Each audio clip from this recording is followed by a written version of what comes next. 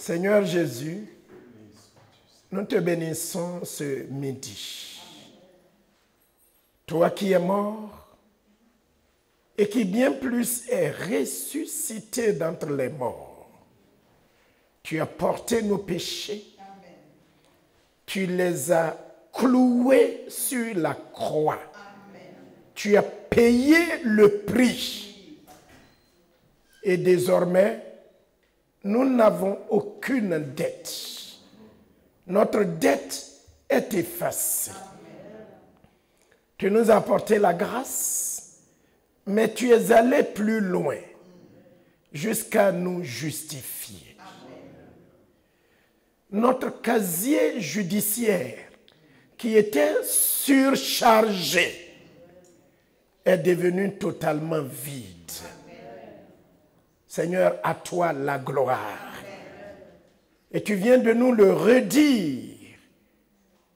Tu es monté au ciel après que tu te sois présenté à plusieurs centaines de personnes. Tu es monté au ciel à la droite du Père. Et maintenant, tu es assis à la droite de la majesté divine, intercédant pour nous. Nous ne sommes pas seuls. Nous ne serons jamais abandonnés. Seigneur, merci pour cela.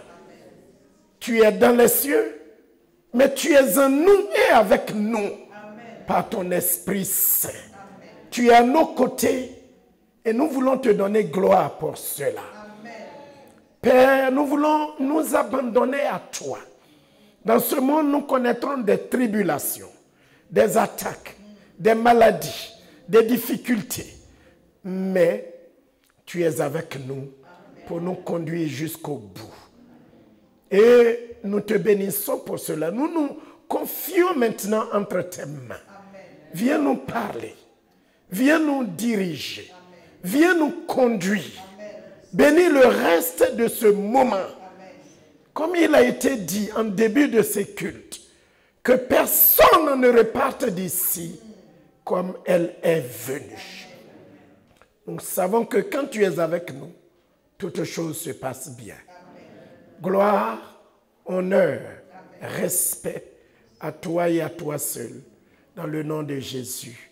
Et que le peuple de Dieu dise Amen. Amen. Alors, dimanche dernier, le professeur Henri Blocher nous a parlé du petit mot bien plus. Christ, notre Seigneur, Jésus-Christ, est mort, il a souffert sur la croix, mais bien plus, il est ressuscité d'entre les morts. Et il est assis à la droite de la majesté divine, intercédant pour nous. Moi, je veux continuer dans le même thème. Parce que vous savez que ce mois-ci, notre thème est l'œuvre et la puissance de la croix. Jésus est mort sur la croix, mais il n'est pas resté sur la croix. Il a été enseveli et comme il l'avait dit, le troisième jour, Jésus est sorti vivant du tombeau. La résurrection, c'est quelque chose de central, de fondamental à notre foi. Vous êtes avec moi? La résurrection de notre Seigneur Jésus-Christ, c'est quelque chose d'absolument fondamental. C'est quelque chose qui est au centre et au cœur de notre foi chrétienne. Et vous allez le comprendre. Du coup, aujourd'hui, Dieu m'a mis à cœur de vous entretenir sur l'impact de la résurrection de notre Seigneur Jésus-Christ. L'impact de la résurrection de notre Seigneur Jésus-Christ. Ou si vous voulez, comment la résurrection de Jésus-Christ affecte notre vie. Amen. L'impact de la résurrection de notre Seigneur Jésus-Christ. Nous allons lire la totalité du chapitre 15 de l'épître de Paul aux Corinthiens, le premier livre. Nous allons nous servir de la totalité de ce chapitre-là. Donc nous allons lire par petits bouts. Et j'aurai 3 choses à partager dans cette longue lecture. Donc on va aller étape par étape. On ne va pas lire tout d'un trait. Il y en a jusqu'à 58 versets. C'est très long. Mais c'est une bénédiction de lire la parole de Dieu. Nous allons lire étape par étape. Et le thème que nous traitons, c'est lequel? Voilà. L'impact de la résurrection de notre Seigneur Jésus-Christ. Je vais vous lire, pour commencer, les 8 premiers versets. Est-ce que nous pouvons nous tenir debout, s'il vous plaît? Ça fait un peu de gymnastique pour que personne ne s'endorme. 1 Corinthiens, chapitre 15, du verset 1 jusqu'au verset 8. Vous prenez votre téléphone ou votre Bible, vous l'ouvrez et avec respect, nous nous tenons debout. Et je vais vous lire 1 Corinthiens, le chapitre 15, verset 1 jusqu'au verset 8. Quand on a fini de lire, vous vous asseyez. Je vous rappelle, frères, l'évangile que je vous ai annoncé, que vous avez reçu, dans lequel vous avez persévéré et par lequel vous êtes sauvés. Si vous le retenez dans les termes où je vous l'ai annoncé. Autrement, vous auriez cru en vain. Je vous ai enseigné avant tout, comme je l'avais aussi reçu, que Jésus-Christ est mort pour nos péchés, selon les Écritures. Il a été enseveli et il est ressuscité le 3e jour, selon les Écritures. Et il est apparu à Céphas, c'est-à-dire Pierre, puis aux 12. Ensuite, il est apparu à plus de 500 frères à la fois, dont la plupart sont encore vivants et dont quelques-uns sont morts. Ensuite, il est apparu à Jacques, puis à tous les apôtres. Après eux tous, il m'est aussi apparu à moi comme à l'avorton, c'est-à-dire à moi qui suis un avorton, moi qui ne suis rien. Car je suis le moindre des apôtres.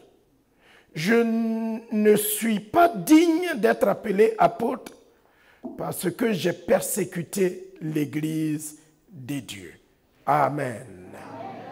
Asseyez-vous, s'il vous plaît. L'impact de la résurrection. J'ai 3 choses à partager avec vous ce midi. Je vous les donne, les 3 choses, et nous allons suivre le fil pour que nous ne perdions pas les 3 choses que j'ai à vous communiquer.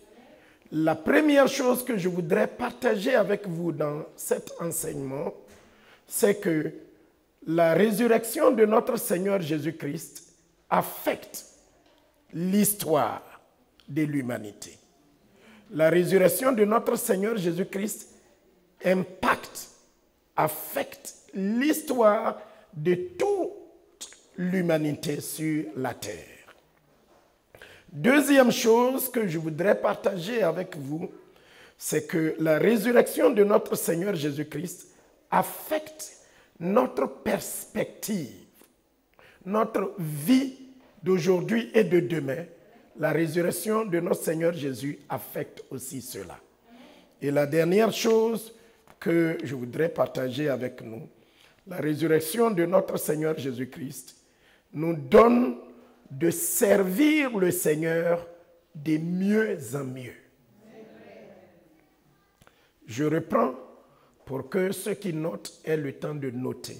Ceux qui enregistrent aussi aient le temps d'enregistrer. La première chose, c'est que la résurrection de notre Seigneur Jésus-Christ a un impact. Donc nous sommes en train de voir l'impact de la résurrection de notre Seigneur Jésus-Christ. Premièrement, la résurrection de notre Seigneur Jésus-Christ affecte l'histoire de tous les hommes qui sont sur la terre. Ça a un impact sur l'histoire mondiale. Deuxièmement, la résurrection de notre Seigneur Jésus-Christ affecte notre perspective, notre vue, notre avenir. Et nous allons étayer cela. Vous allez voir pourquoi la résurrection de notre Seigneur Jésus-Christ impacte notre avenir. Et troisièmement, la résurrection de notre Seigneur Jésus-Christ nous incite, nous pousse à servir le Seigneur Jésus-Christ et Dieu son Père de mieux en mieux. Amen. Prenons le premier point. La résurrection affecte l'histoire de l'humanité. Jésus a eu et il a encore un impact sur la société humaine. Il a eu et il continue d'avoir et il continuera d'avoir un impact sur l'humanité tout entière. Il est né comme tout le monde, à l'exception de naître d'un homme et d'une femme pécheurs. Jésus a été conçu dans le sein de Marie sans l'intervention d'un homme, mais grâce à l'œuvre du Saint-Esprit. Ceci parce qu'il avait une mission déterminée depuis l'éternité pour venir sauver l'humanité. S'il naissait d'un homme et d'une femme, tous les hommes descendants d'Adam et étant pécheurs par nature, Jésus serait né pécheur et incapable de sauver d'autres pécheurs. Mais conçu dans le sein de Marie, puisque nous savons que c'est les hommes qui sont géniteurs. Et donc, si un homme rencontre une femme et les deux donnent naissance à un enfant, l'enfant étant adamique ne peut pas sauver d'autres personnes qui descendent d'Adam. C'est pour cela que Dieu, dans sa sagesse, prend Marie, le corps de Marie, et il dépose dans son sein Jésus-Christ. Il naît avec toutes les caractéristiques d'une personne, sauf l'état adamique. Amen. Donc il est né, il est entièrement homme, il est entièrement Dieu, mais sans péché. Et il a vécu sans péché.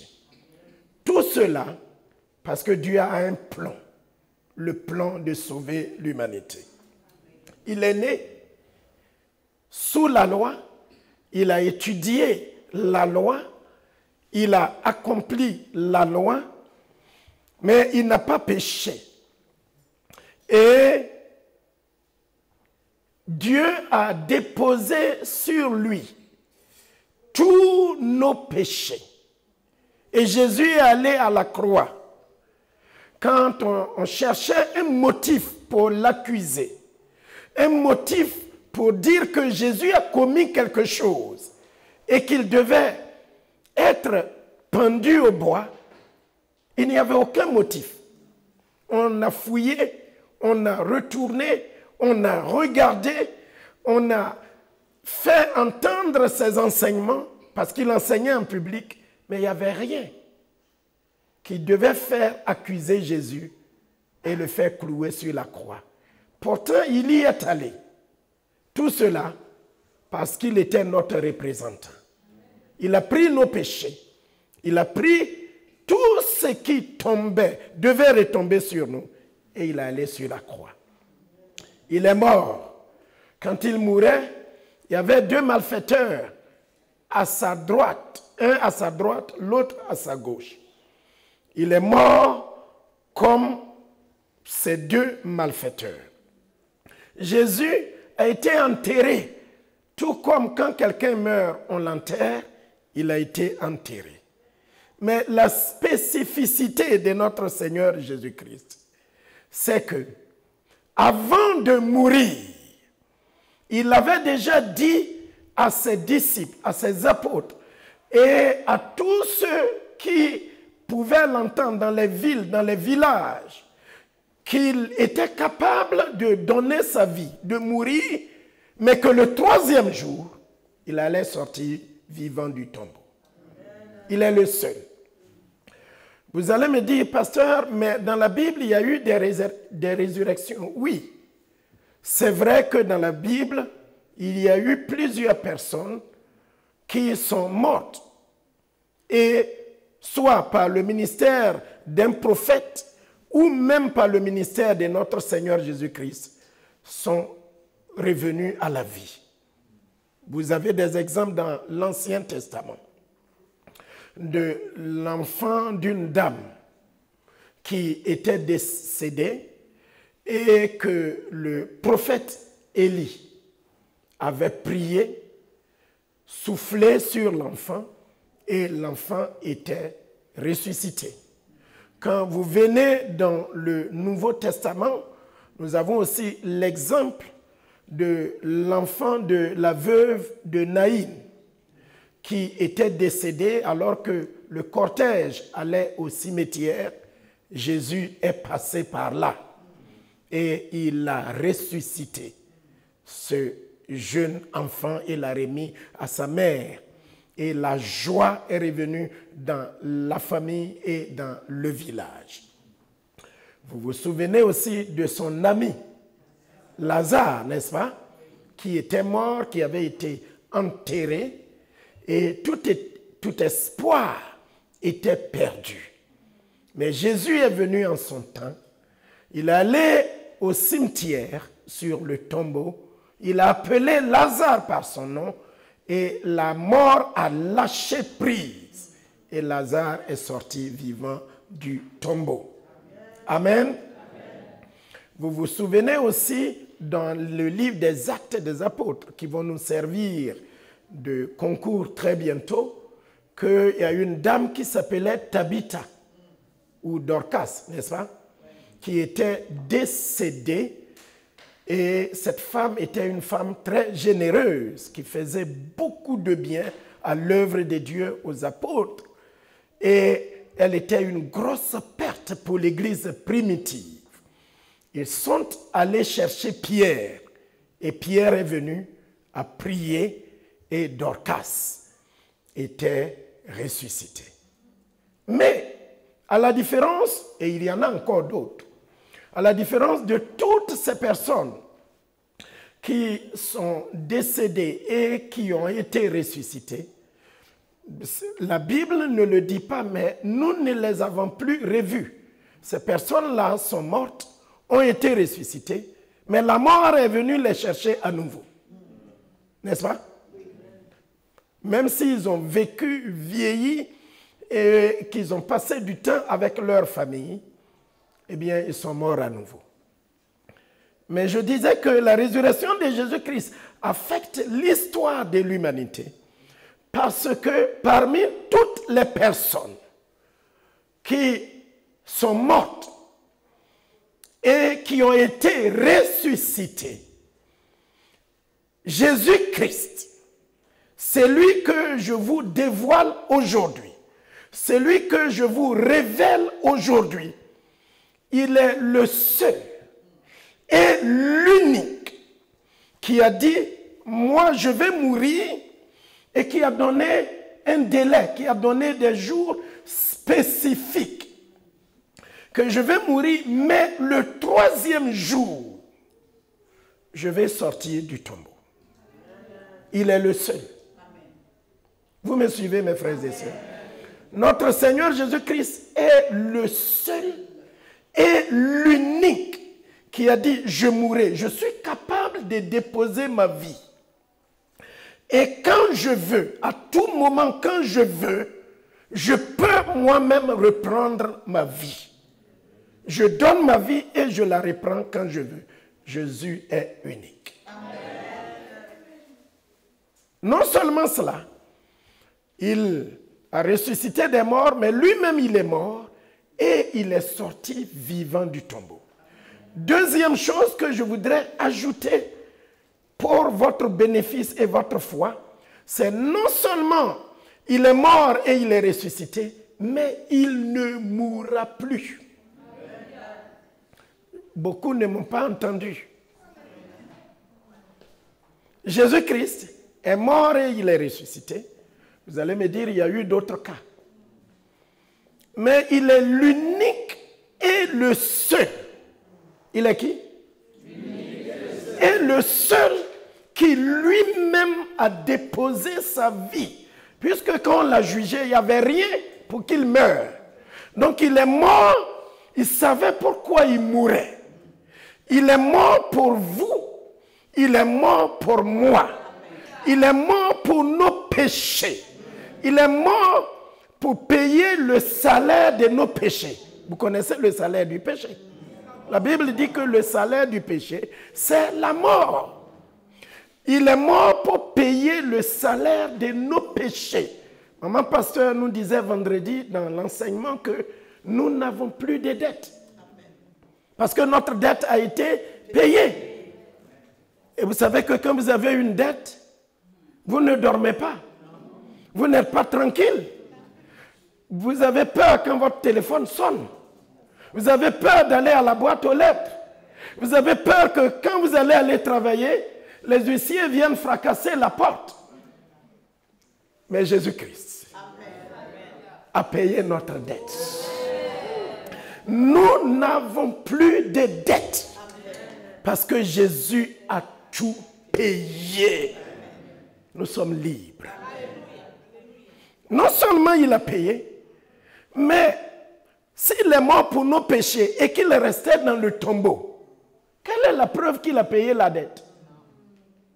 Si Jésus est mort pour le péché, et il disait à l'humanité tout entière, je meurs pour vos péchés, et il reste dans le tombeau, quelle est la preuve qu'il a payé? Mais la preuve que notre dette a été payée et que c'est fini, c'est que le 3e jour, Jésus-Christ est sorti vivant du tombeau. Oh! Quelle bonne nouvelle!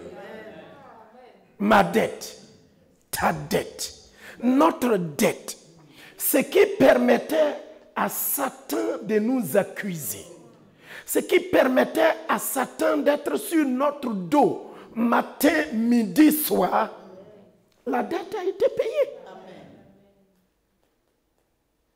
Gloire à notre Seigneur Jésus.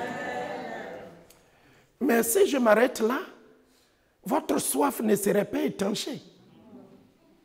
Si la dette a été payée et qu'il arrivait que Jésus pouvait mourir encore, c'est que la mort l'a vaincu.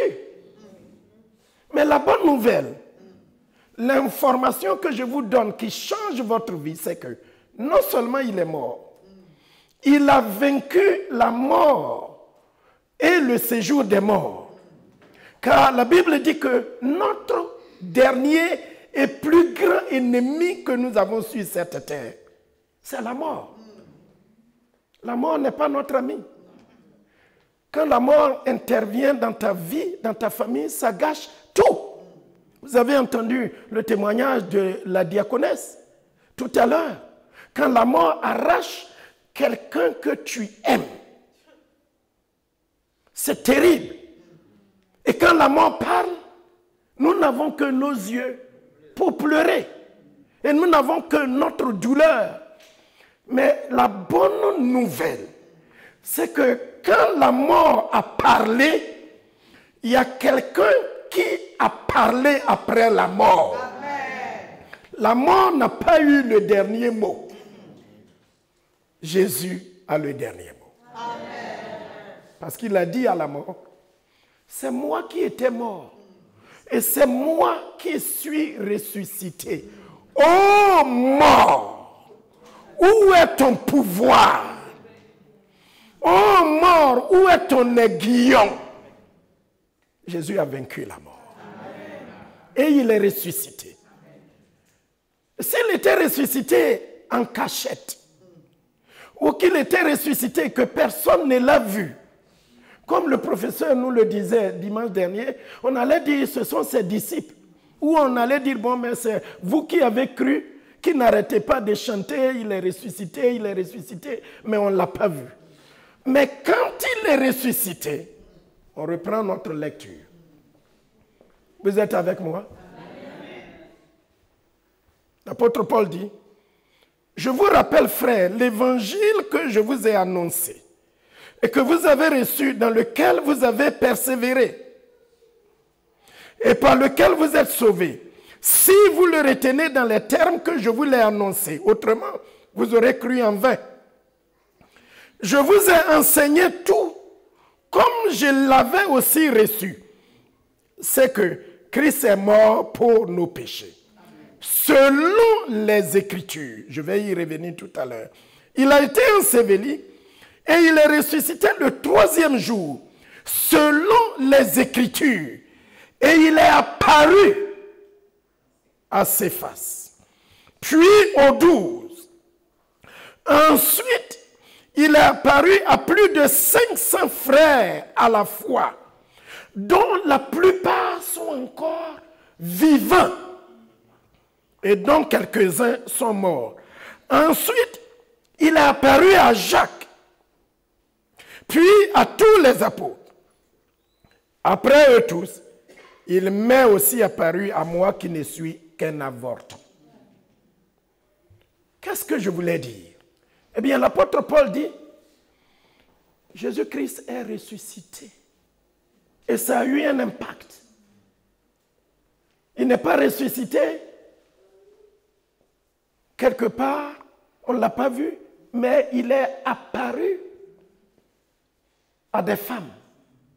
Il est apparu à des hommes. Il est apparu à Pierre. Donc, même si vous me traitez de menteur, allez demander à Pierre. Il dit que ceux à qui Jésus-Christ est apparu, il y a plusieurs qui sont vivants. Il y a quelques-uns qui sont morts, mais la grande majorité est vivante. Oh, Jésus est ressuscité dans tous les morts. Et Paul va jusqu'à dire que même à moi-même, qui ne suis rien, qui suis comme une grossesse qui est passée, un avorton, parce que je ne mérite pas qu'on m'appelle apôtre, parce que j'ai persécuté l'église de notre Seigneur Jésus-Christ. La grâce de Dieu, la bonté de Dieu est venue jusqu'à moi. Il m'est aussi apparu. Amen.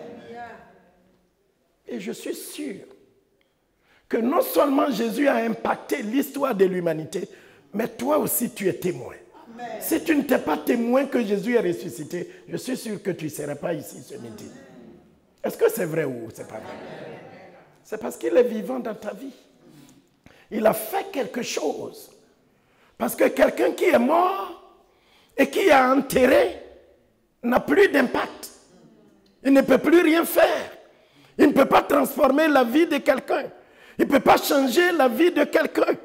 Mais parce que Jésus-Christ est mort et qu'il est revenu à la vie vivant et qu'il a vaincu la mort et le séjour des morts et des yeux l'ont vu.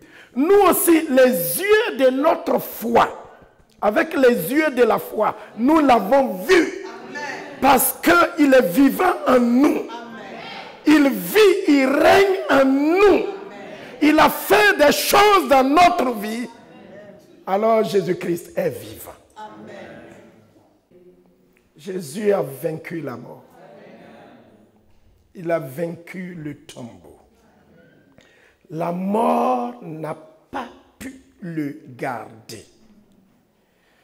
La mort ne pouvait pas le retenir. Il est sorti vivant du tombeau. Et des yeux l'ont vu. Ce ne sont pas des faux témoins. Et l'auteur, l'apôtre Paul, écrit et il détaille que Pierre l'a vu. Donc, allez demander à Pierre. Après lui, plus de 500 frères.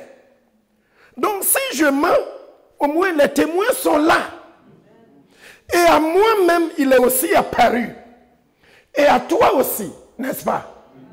Jésus est apparu, je le sais, je le crois. Mes yeux naturels ne l'ont pas vu, mais quand j'ai cru en lui, quand j'ai placé ma confiance en lui, quelque chose s'est passé dans ma vie. Une transformation, un changement, une assurance, une garantie, une paix s'est produite dans ma vie. Des chaînes sont brisées dans ma vie. Si Jésus n'est pas vivant, cette chose ne pourrait pas se produire. Alléluia. Donc, Jésus ressuscité a eu un impact. Il y a des témoins visibles, tangibles, palpables, qui sont là pour témoigner, pour rendre compte que notre Sauveur est vivant. Notre sœur qui est revenue d'Israël disait que le seul endroit où, à cause des militaires, c'est le Ramadan, et puis c'est la Pâque juive et des chrétiens aussi. Donc il y a beaucoup de tensions. Les militaires ont sécurisé partout, elle n'a pas pu. Mais je peux vous informer que le tombeau de plusieurs leaders religieux existe. Et leur cercueil, même si c'est pourri, leurs os sont encore dans leur tombeau. Mais le tombeau de Jésus-Christ est vide. Parce qu'il n'est pas resté dans le tombeau. Il est sorti vivant. Et la preuve qu'il a vaincu la mort, les apôtres qui ont écrit Matthieu, Marc, Luc et Jean, il y a quelques-uns qui ont pris même le temps de dire que quand il est ressuscité, le linceul qu'on avait pris pour l'envelopper, il a pris le temps de plier proprement et de mettre de côté avant de s'en aller. Peut-être que vous ne réalisez pas. Quand quelqu'un fuit, quand quelqu'un est poursuivi, et qu'il a peur et qu'il fuit, il dédale. Il laisse tout en désordre. Mais si Jésus est mort et qu'en ressuscitant, il prend le soin de plier les linceuls, ça veut dire quoi? On dirait que vous n'êtes pas là. Quand vous vous levez le matin, que vous allez au travail et que vous êtes presque en retard, vous prenez le temps de faire votre lit et de ranger. Mais quand vous vous levez tôt et que vous avez tout fait, prier, louer, chanter, adorer, et que vous avez tout fait, vous prenez le temps de faire le lit, de tout ranger, parce que vous êtes préparé. Jésus a vaincu la mort. Il a plié même son linceul pour dire, mort, où es-tu? Où est ton pouvoir? Où est ta capacité? Nous adorons un sauveur vivant. Le vainqueur de la mort. C'est lui qui a triomphé la mort. Et ça, l'apôtre Paul, en écrivant et en rédigeant, chaque fois il mettait que Jésus-Christ est ressuscité des morts selon les Écritures. À 2 fois, dans la lecture que nous venons de faire, il disait Christ est ressuscité d'entre les morts selon les Écritures. Qu'est-ce que ça veut dire? Ça veut dire que non seulement la naissance, les souffrances de Jésus-Christ et son ensevelissement et sa résurrection avaient été prédits. Des prophètes en avaient parlé avant même que Jésus ne vienne au monde. Dieu avait suscité des gens qui parlait de la résurrection de Jésus-Christ. C'est pour ça que je dis que la résurrection de Jésus a impacté l'histoire de l'humanité. Avant qu'il ne vienne, tous les prophètes et les leaders religieux que nous connaissons, personne n'a parlé de leur mort et de leur résurrection. Leurs tombeaux existent encore avec leurs ossements qui ont vieilli. Mais il avait déjà longtemps, des siècles avant que Jésus ne vienne, des prophéties disaient que Jésus allait mourir et ressusciter. Vous allez dire, mais pasteur, là, souvent tu dis des choses que nous croyons, mais ça, je n'ai pas encore rencontré ça dans les Écritures. Vous voulez que je vous donne quelques preuves? Alors, on n'aura pas le temps, mais quand vous rentrez chez vous, lisez le psaume 22. Dans le psaume 22, vous allez voir des prophéties parlant des souffrances de Jésus. Celui qui a écrit le psaume 22 parlait des souffrances, des douleurs, de ce que Jésus-Christ allait subir. Il disait cela, ce n'était pas de lui, parce que la personne qui a écrit n'a pas parlé de lui-même. Les psaumes ne sont pas seulement des chants, des prières et des hymnes, mais il y a des psaumes qui contiennent aussi des paroles prophétiques. Mais après que vous lirez le psaume 22, venez avec moi dans le psaume 16. Trouvez le psaume 16 dans votre Bible et je vais vous lire une petite portion qui disait des choses. Le psaume 16, vous avez trouvé? Eh bien, je peux vous lire le verset 10 à 11. Le psaume 16, 10 à 11. Oui. Car tu ne livreras pas mon âme au séjour des morts. Tu ne permettras pas que ton bien-aimé voie la corruption. Tu me feras connaître le sentier de la vie. Il y a d'abondantes joies devant ta face, des délices éternelles à ta droite. Amen. Amen. Alors quand vous lisez ça, si on ne vous a pas expliqué, vous allez passer comme ça et vous ne voyez pas, mais là, c'est une prophétie. Celui qui a écrit dit, car tu ne livreras pas mon âme au séjour des morts. Mon âme ne sera pas gardée dans le séjour des morts. Or, tous ceux qui sont morts jusqu'à présent sont restés dans le séjour des morts. Mais comment l'auteur peut-il écrire une telle chose? Il dit, tu ne livreras pas mon âme au séjour des morts. Tu ne permettras pas que ton bien-aimé connaisse la corruption. Eh bien, frères et sœurs, si vous ne savez pas, c'est une prophétie qui parlait déjà de la résurrection. Il était impossible que la mort et le séjour des morts puissent garder Jésus-Christ. Parce que Jésus est plus fort que la mort.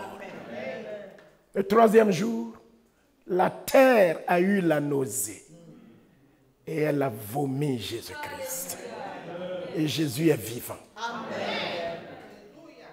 Et l'humanité tout entière, vous prenez de l'Orient jusqu'à l'Occident, du nord au sud, au centre, tous les coins, même ceux qui se disent athées, tous ceux qui se disent d'une autre religion, la résurrection de Jésus-Christ a bouleversé le monde entier. Il est le seul, il est l'unique qui allait sur une croix, qui a été enseveli, qui est sorti vivant. Il est le seul que la mort n'a pas pu contrôler et que la mort ne pourra jamais contrôler. Alléluia. Quel sauveur merveilleux. Quel sauveur merveilleux nous avons. Nous avons le seul, l'unique, l'exclusif sauveur qui a vaincu la mort. Et le monde entier le reconnaît. Même ceux qui ne sont pas chrétiens, ils célèbrent la Pâque d'une autre manière. Ils disent c'est la Pâque. Ça ne les concerne pas du tout. Ils disent qu'ils ne croient pas en Jésus. Mais quand c'est la Pâque, ils font quelque chose. Le monde entier. On a même des jours fériés à cause de la résurrection de Jésus-Christ. Alléluia. Vous voyez le sauveur exceptionnel que nous avons. Nous ne sommes pas n'importe qui. Nous ne sommes pas des pauvres, malheureux et misérables quelque part. Et je vais vous dire une chose. Que quand vous adorez un Dieu mort, vous devenez aussi mort. Vous savez ça? Ce n'est pas moi qui le dis. Ça y est dans la Bible. Dans 2 Rois, le chapitre 17. 2 Rois, chapitre 17, dit que quand vous suivez, il dit que leurs pères ont suivi des dieux morts, et ils sont morts. Quand vous adorez un Dieu mort, vous aussi, votre foi est morte. Votre vie est morte. Vos projets sont morts. Votre avenir est mort. Parce que celui en qui vous avez placé votre confiance est mort. Mais la bonne nouvelle, c'est que nous adorons un Dieu vivant. Est-ce que quelqu'un m'a retrouvé 2 Rois, chapitre 17? Quelqu'un l'a trouvé? 2 Rois, chapitre 17. Alors, le verset, il est où?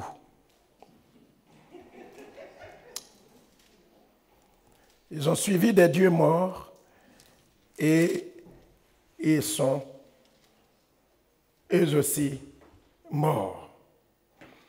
Alors, lisons à partir du verset 15.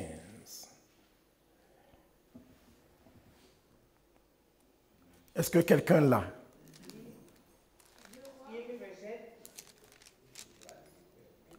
Vas-y. Ils rejetèrent ces lois, l'alliance qu'ils avaient faite avec leur père et les avertissements qu'il leur avait adressés. Ils allèrent après des choses de néant et ne furent eux-mêmes que néant. Amen. Amen. Vous avez entendu ce que notre sœur a lu? Relis s'il te plaît, Tata. Ils rejetèrent ces lois, l'alliance qu'ils avaient faite avec leur père et les avertissements qu'il leur avait adressés. Ils allèrent après des choses de néant et ne furent eux-mêmes que néant. Amen. Amen. Merci beaucoup, Tata. On dirait que vous n'avez pas compris. Ils ont rejeté Dieu, qui est le vrai, qui est le vivant. Ils l'ont abandonné. Et ils ont suivi des idoles qui sont néants. Des dieux qui ne sont rien. Ils sont allés après ces dieux-là. Et comme ils ont adoré le néant, eux-mêmes, ils sont devenus comment? Oui. Quand tu suis le néant, tu deviens néant. Quand tu adores un Dieu mort, tu vas là où tu es mort et tu vas là où il est. Mais nous qui adorons le Dieu qui est vivant, nous allons où? Mais oui, dans la vie. Ceux qui adorent le néant vont dans le néant. Nous qui adorons le vivant, nous allons où? Ben, dans la vie. Oh. Quelle équation, quelle bonne nouvelle. Jésus-Christ est ressuscité des morts. Il est vivant, il a impacté l'histoire du monde. Donc nous ne sommes pas dans le néant. Nous ne sommes pas dans le négatif. Notre compte est bon. Mets ta main sur ton cœur et dis, mon compte est bon. Amen. Jésus a impacté l'histoire du monde. Il est ressuscité, il est apparu. Et le message qu'il a sémé continue de progresser jusqu'à aujourd'hui. La résurrection de Jésus-Christ est un fait historique. Ça a marqué l'histoire et ça continue de marquer l'histoire. Prenons le deuxième point. La résurrection de Jésus-Christ nous donne un avenir. On l'a presque dit à la fin de la première partie.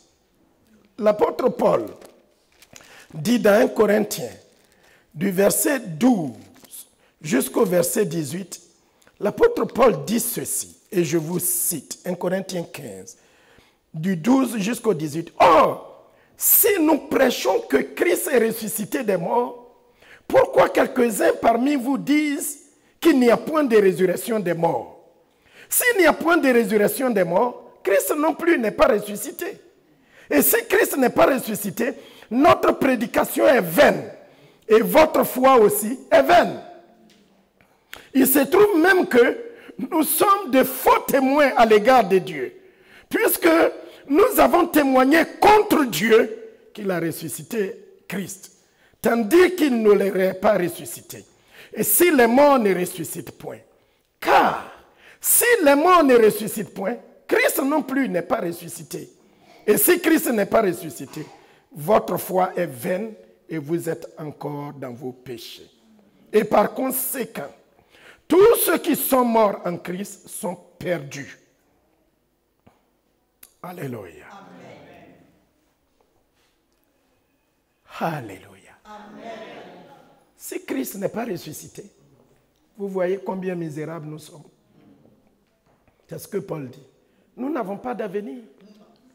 Nous sommes les hommes et les femmes, les papas et les mamans, les tatas qui sont ici et ceux qui m'écouteront sur YouTube après. Nous qui avons cru en Jésus-Christ. Si Jésus-Christ était resté dans le tombeau, nous sommes les hommes et les femmes les plus malheureux de la terre. Vous comprenez pourquoi? L'apôtre Paul dit que si Christ n'est pas ressuscité, et que nous avons placé notre foi en quelqu'un qui est mort et qui est resté dans le tombeau. Nous aussi, nous sommes morts. Notre foi est morte. Et si notre foi est morte, nous ne sommes pas sauvés. Et si nous ne sommes pas sauvés, nous n'avons pas d'avenir. Ou si vous voulez, nous avons un avenir qui est l'enfer. Si Jésus n'est pas ressuscité, il est mort pour le péché. Il a été enseveli pour notre péché. Et s'il est resté dans le tombeau, c'est que nos péchés sont encore sur nous. Et nous devons payer le salaire de nos péchés, c'est-à-dire la condamnation. Mais comme Christ est mort, et qu'il est sorti du tombeau, et qu'il a payé le prix de nos péchés, eh bien, nous avons un avenir. Amen. Vous n'avez pas compris, je reprends. Est-ce que c'est clair? Si Christ était resté dans le tombeau, nous qui avons placé notre foi en Jésus-Christ, notre foi est comment? Morte. Non? Parce qu'il est mort. Quand tu places, tout à l'heure on a vu dans 2e Roi que quand tu places ta foi dans quelque chose qui est morte, ta foi est comment? Oui. Tu fais du commerce. Tu vends des choses qui ne t'apportent pas de bénéfices. Tu perds, non? Tu vas acheter des choses, tu remplis ton magasin, mais c'est des choses dont personne ne veut. Tu vends, personne n'achète, tu n'as rien. Tu vends à perte. Et tu continues, tu es un perdant. Et tu achètes des choses et qui t'apportent des bénéfices. Donc, l'équation est simple. Comme nous avons mis notre foi en Jésus-Christ qui est vivant et qui a vaincu la mort, et qui nous donne la vie éternelle et le paradis, de sorte que nous ne soyons pas des perdants, parce que Jésus a vaincu la mort et il est vivant. Amen. Quelle bonne nouvelle! Ça change complètement, ça impacte ta vie. Ça te donne de l'espoir. Ça te donne de l'espérance. Le chrétien, l'apôtre Paul dit que si c'est dans ce monde seulement que nous espérons en Christ, nous sommes les hommes et les femmes les plus malheureux. Mais notre confiance est en Jésus-Christ, mort et ressuscité. Nous avons un avenir glorieux. Amen. Et ça, vous ne savez pas ce que ça fait dans mon âme. Vous ne pouvez pas imaginer. Et je ne sais pas ce que ça fait dans votre âme. Parce que Christ est mort et il est ressuscité. Nous avons espoir pour demain, après-demain. Nous savons que comme la mort n'a pas pu retenir Jésus-Christ, même si je meurs, même s'il m'arrive quelque chose, je vais encore bien expliquer. Vous savez que Jésus-Christ a changé le nom de la mort? Est-ce que vous savez ça? Je vous l'ai déjà dit ici. La mort, on l'appelle la mort. Elle nous fait pleurer. Elle nous gâche la vie. La mort est une chose terrible. Mais quand Lazare était mort, que Jésus allait le ressusciter, il a dit à ses disciples, il dort. Et ses disciples lui ont dit, mais s'il dort, il va se réveiller. Il dit, allons quand même. Quand ils sont allés, Lazare avait été déjà enterré. Jésus est le seul qui a vaincu la mort et qui a changé le nom de la mort. Désormais, pour Jésus et pour nous qui croyons en Jésus-Christ, la mort ne s'appelle pas la mort, mais la mort est un sommeil. Quelle bonne nouvelle! Jésus a vaincu la mort et il a transformé même l'essence de la mort. Non, nous ne mourrons pas. Mais quand nous serons endormis et qu'on aura à aller déposer le corps quelque part, quand Christ reviendra, merci chérie, Jésus-Christ nous sortira vivants du tombeau. Ça fait quoi dans ton cœur? Dis-moi un peu. De l'espoir, la joie, l'assurance. Quand tu marches, que tu sais que ton plus grand ennemi qui est la mort, il est vaincu. Et qu'après la mort, tu vas ressusciter. Et tu vas passer l'éternité avec Dieu. Alléluia. Tu n'as plus rien à craindre. Amen. Tu marches avec fierté, avec assurance. Amen. Tu as de l'assurance, tu as de la gaieté. Et si je meurs? Et si la mort m'arrivait? Et si quelqu'un m'empoisonne? Et si quelqu'un me jette un sort? Il peut venir jeter tout devant ta maison. Le matin, tu te lèves, Seigneur, gloire à Dieu. Toi qui as vaincu la mort et le séjour des morts, je te bénis de ce que tu es vivant en moi. Je m'en vais travailler. Qu'il jette de la poudre devant ta maison. Qu'il verse le sang d'un cheval devant ta maison. Tu traverses tranquillement et puis tu t'en vas. Amen. Parce que Jésus a vaincu la mort. Amen. Tu ne crains plus la mort. Est-ce que c'est ton cas? Amen. Et il est assis à la droite du Père. Amen. La mort de Jésus affecte notre vie. Amen. Ça nous donne l'assurance. Ça nous donne la garantie. Ça nous donne la paix. Ça nous donne l'espoir qu'après la mort, il y a la vie. Amen. Et pas n'importe quelle vie, la vie éternelle. J'ai conclu. Le troisième point, la mort de Jésus-Christ nous donne le courage, l'envie de servir le Seigneur de mieux en mieux. 1 Corinthiens chapitre 15, verset 58. Qu'est-ce qu'il dit? Verset 58. Oui. Ainsi, mes frères bien-aimés, soyez fermes et inébranlables, travaillant de mieux en mieux à l'œuvre du Seigneur, sachant que votre travail ne sera pas. Amen. Amen. Ainsi, mes frères bien-aimés, puisque Jésus est mort, s'il n'était pas mort, nous sommes des faux témoins. Parce que ce que Dieu n'a pas fait, on dit qu'il l'a fait. Nous sommes même des témoins contre Dieu. Il n'a pas ressuscité son fils Jésus-Christ et nous nous promenons à longueur de journée à Neuilly-sur-Marne. Dans tous les quartiers, Jésus est vivant. Jésus est Seigneur. Jésus est le Sauveur. Venez voir ce qu'il a fait dans ma vie. Il a changé ma vie. Il m'a donné espoir. Il m'a donné un nouveau travail. J'ai l'espérance que si je quitte ce monde, je vais au paradis. Nous nous promenons tous les jours en train de témoigner, alors que c'est faux. Mais Dieu merci, ce n'est pas faux. Amen. Jésus est mort et c'est réel. Amen. Chacun d'entre nous a un témoignage. J'étais drogué. J'étais menteur. J'étais voleur. Ma vie était comme ça. J'avais peur. Ma maison était remplie de gris-gris. Ma maison était remplie de ceci. Mais quand Jésus, le vivant, celui qui a vaincu la mort, est venu dans ma vie, je me suis débarrassé de toutes ces choses. Il m'a délivré. Il m'a sauvé. Il m'a changé. Il a chassé la colère de mon cœur. Maintenant, je n'ai plus peur. Ma vie est une vie tranquille. Qu'est-ce que ça fait? La résurrection de notre Seigneur Jésus-Christ, ça nous rend fermement.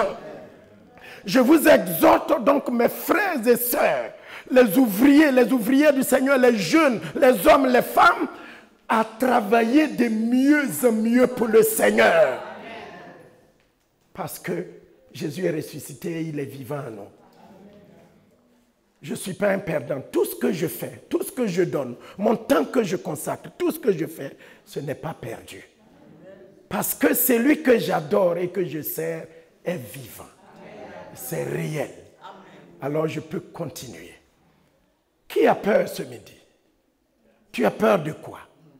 Tu as peur de qui? Tu as peur de quelles circonstances? Tu as peur d'un démon? C'est que tu n'as pas encore compris. Parce que les démons sont envoyés par qui? Par le père des démons. Le père des démons, c'est qui? C'est pas Satan. Et Satan, tout ce qu'il peut faire, c'est de te conduire où? À la mort. Alors je reprends la mathématique et on conclut là-dessus. Les démons, ils ont pour papa le diable. Le diable, tout ce qu'il peut faire, c'est de te tuer physiquement. Oui. Et quand il a fait ça, il ne peut plus rien faire. Mais Jésus, en qui tu as cru, et j'espère que tu continueras de croire en lui et d'être ferme en lui, Jésus, il a non seulement vaincu les démons, mais le patron même de tous les démons, qui s'appelle Satan, Jésus a fait quoi? Il a vaincu. Et ce à quoi Satan et les démons peuvent te conduire, la mort, Jésus non seulement il a vaincu les démons par son ministère, mais il est allé jusqu'à dans le tombeau pour dire à la mort, madame ou monsieur mort, où est ton pouvoir? Et il est sorti. Et il détient la clé. De quoi as-tu peur encore? Jésus a triomphé. Et ça, Église de Dieu, ça nous encourage à servir Dieu de mieux en mieux. À jeter toutes nos forces dans la bataille, sous la pluie, dans le soleil. Nos moindres centimes, nos euros, nos héritages, tout ce que nous avons, nous pouvons déposer cela au service du Seigneur. Parce que nous servons un Dieu vivant. Et pourquoi? Parce qu'il dit, 1 Corinthiens 15, 58, de servir, d'être ferme et de servir le mieux en mieux le Seigneur parce que nos œuvres, notre travail ne seront jamais. J'ai fini. Gloire à son Seigneur.